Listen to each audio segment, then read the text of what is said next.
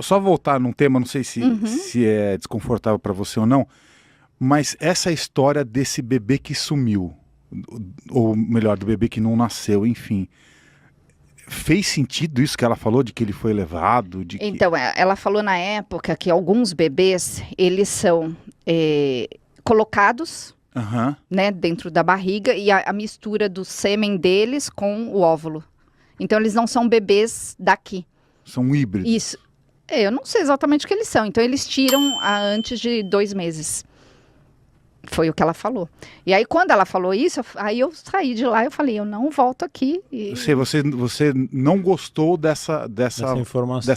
dessa interpretação Não, do porque eu caso. perdi, né? Para mim foi Claro. complicado perder. Então, e eu fiquei com muito medo. Só que aí depois que meu filho nasceu, ela falou, olha, ele veio meio de lá, assim, falou uma coisa assim, né?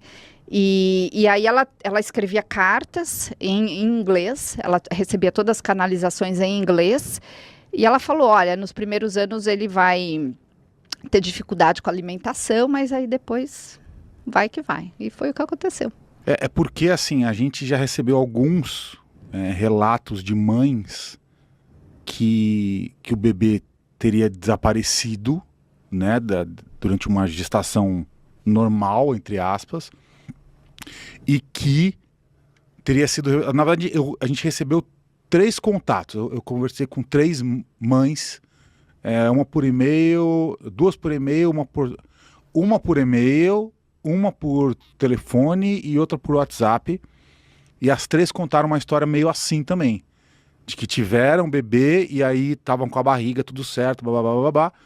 Aí em determinado momento teve uma aparição, uma experiência, uma luz e ela acorda assim, o bebê, a barriga vazia. E ela vai lá no médico e o cara fala, olha, o médico fala, aqui nunca teve bebê nenhum, mas também o exame aqui.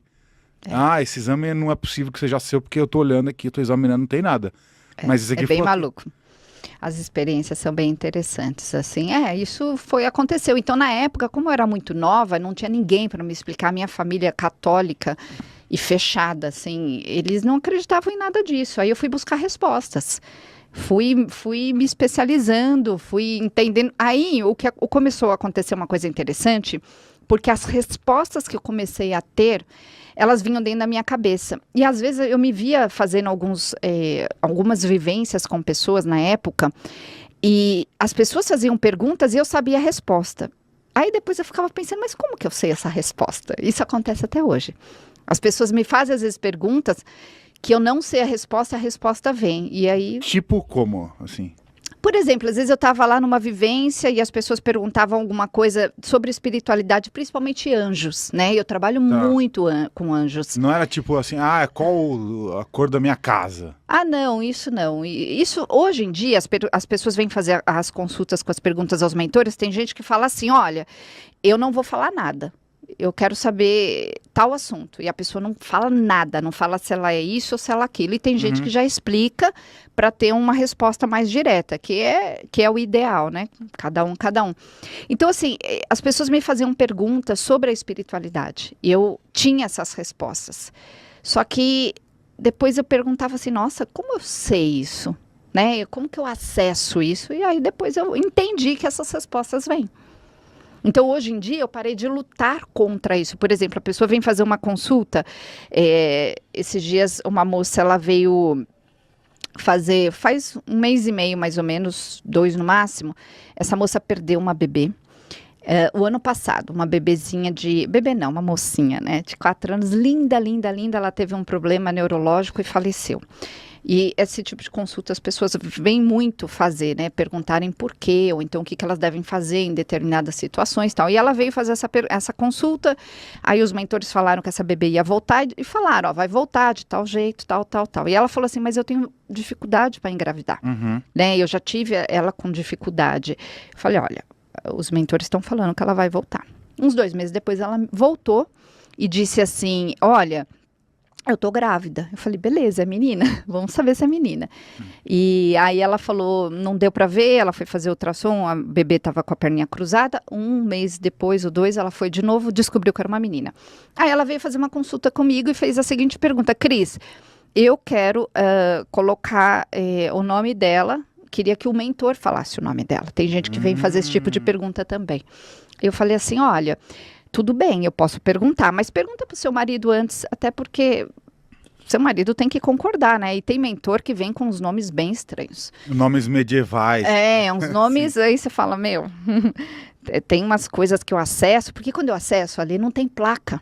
Uhum. Eu não tenho, assim, às vezes eu tenho que deduzir, às vezes eu vou pro Google, tem mentor que fala com umas linguagens meio estranhas, com umas palavras estranhas, que não é tão da nossa língua, assim, do normal da língua, entende? Então, às vezes eu tenho até que ir no Google, falar, o que isso significa?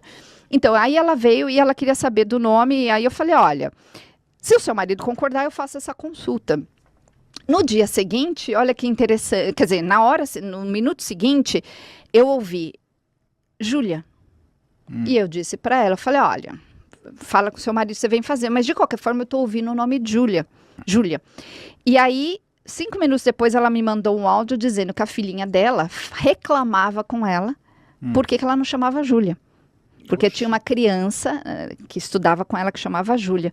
Então, esse tipo de coisa acontece o tempo todo. E eu parei de brigar, de lutar contra. Porque antes vinham as coisas na minha mente e eu pensava assim, eu vou falar isso para a pessoa, né? Outro dia uma pessoa veio me fazer uma pergunta porque ela estava com alergia, ela falou assim, eu tô com alergia, tal. Aí o mentor respondeu que ela tinha alergia a enxofre. Aí eu pensando, o que é enxofre, né? Quem é que come enxofre? O que é enxofre? Aí fui pro Google, aí eu descobri que tem enxofre nos legumes, numas verduras, algumas coisas assim. Então, assim, eu acesso e eu parei de lutar, eu falo, né? Eu faço muitas consultas, então hoje em dia eu não luto mais contra. Agora, quando eu comecei, eu lutava, eu ouvia essas coisas e falava, não vou falar isso pra pessoa, não vou falar, né? Tipo, tem coisa que eu ficava assim, hoje é livre. Então é assim que funciona. Uma vez eu usei um sabonete de enxofre.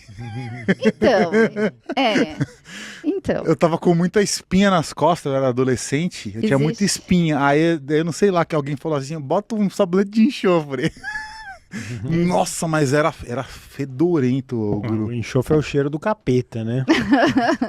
Não é? Talvez seja uma alergia a um sabonete. Mas o mentor falou que era algo de comer. Aí eu falei, nossa, quem que come isso, né? Então, às vezes, vem umas respostas que falam, nossa, tipo, faz sentido? Para mim não faz, mas quando eu falo para a pessoa, faz. Né? Quando eu falo para a pessoa, aquilo faz um sentido absurdo. Então, eu parei de lutar, né? Esse tipo de coisa tem todo dia, é muito interessante. A sua mediunidade, ela começou quando, assim? Foi de forma espontânea? Você estudou? Como é que é? Então, a primeira vez hoje que eu sei o que é mediunidade, muito ensino isso, né? 28 anos fazendo isso. Eu lembro que a primeira imagem que eu vi, assim, eu estava no quarto com a minha mãe e eu vi uma moça toda de branco. Tinha, assim, ela tinha até um manto, não sei se era. E aí eu via e ela desaparecia. Eu chamava a minha mãe, ela desaparecia. Ela apareceu uns 3 dias seguidos. Aí teve uma época, como eu disse, na minha infância, que eu chorava muito, porque eu olhava, as coisas se mexiam. Olhava, as coisas se mexiam, eu via coisas que me dava medo, que era estranho, que me davam umas coisas estranhas. Eu saía fora do corpo e me via de ponta cabeça. Eu me via grudada no teto. Caramba. Então tinha umas coisas bem loucas, assim.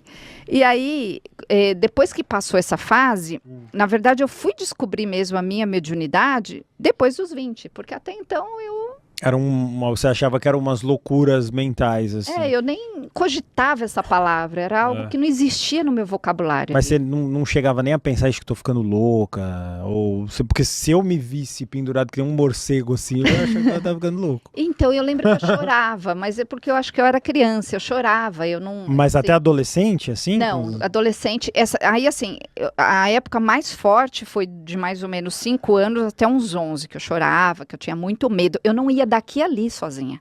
Se você me falasse, vai buscar um copo d'água na cozinha? Não, você era aquelas crianças chorona. Disso eu tinha medo. Eu não era chorona, mas eu tinha medo disso especificamente. Quando eu descobri, aí foi quando eu comecei a estudar, aí eu saí da Igreja Católica, aí eu fui pro espiritismo kardecista, e aí eu fiquei lá muitos anos, fiz todo um estudo mediúnico, eu acho que 5 anos. E aí foi quando eu fui entender todos esses termos. Aí eu fui para antroposofia, para teosofia, fui estudar teosofia. Meus filhos estudaram em escola Waldorf, né, que vem com base da toda a base da antroposofia, que vem da teosofia. Então,